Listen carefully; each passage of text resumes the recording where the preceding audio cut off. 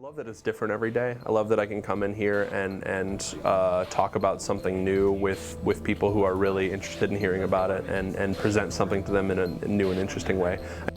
We sat down and welcomed the new teacher, Mr. Sanborn, and we got in depth with his interests and the goals that he has for his class. With this, I can sort of push my skills a little bit further and sharpen some stuff that I maybe haven't worked on in a little while.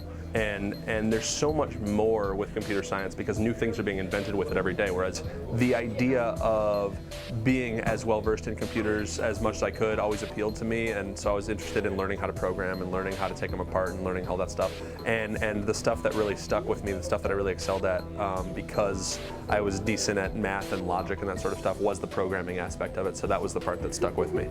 But for students who might be interested in taking a class here, or taking my class specifically, I think that we've got a ton of interesting stuff to do, and I think the best thing about taking classes here as opposed to their core classes is these classes are designed to give them skills that they can directly translate to use in real life and to getting a better job.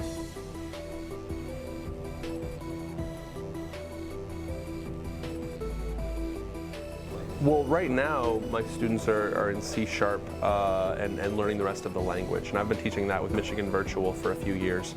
So I feel like my knowledge base on that is strong enough that I should be able to convey the rest of that, hopefully by the end of the semester.